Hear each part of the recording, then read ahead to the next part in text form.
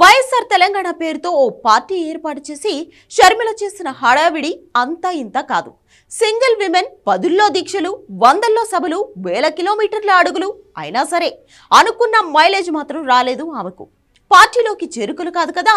Sharmila party పేరు ఎత్తడానికి కూడా ప్రత్యర్థులు కనీసం ఇంట్రెస్ట్ చూపించలేదంటే అర్థం చేసుకోవచ్చు ఆమె పార్టీ పరిస్థితి. దీంతో లాభం లేదు అనుకుని కాంగ్రెస్లో పార్టీని విలీనం చేద్దామని ఫిక్స్ అయ్యారు. అయితే అది కూడా సక్సెస్ కాలేదు. దీంతో పోటీ చేయడానికి అభ్యర్థులు లేక, సింగిల్గా పోటీ చేసే ధైర్యం లేక తెలంగాణ అసెంబ్లీ ఎన్నికల్లో కాంగ్రెస్కు మద్దతు ప్రకటించారు షర్మిల. అయితే ఆ తర్వాత కూడా కాంగ్రెస్ నుంచి పెద్దగా స్పందన కనిపించలేదు.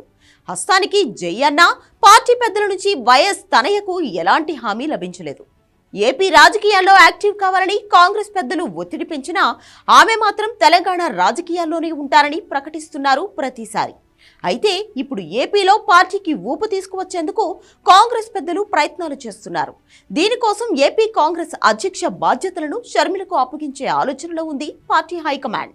అయితే ఇదే నిజమైతే దీనికి షర్మిల గ్రీన్ సిగ్నల్ ఇస్తే ఆమె మరో తప్పు చేసినట్లే అనే చర్చ జరుగుతోంది. ఏపీలో కాంగ్రెస్ పరిస్థితి అంతంత మాత్రమే అన్నట్టుగా ఉంది. పేరుకు పార్టీ ఉంది, గ్రౌండ్ లెవెల్లో ఇంచు కూడా బలం లేదు.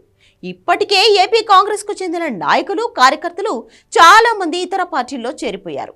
అయితే ఇప్పుడు షర్మిలకు ఏపీ పార్టీ బాధ్యతలు అప్పగించినా ఆ ప్రభావం పెద్దగా కనిపించే అవకాశం లేదు.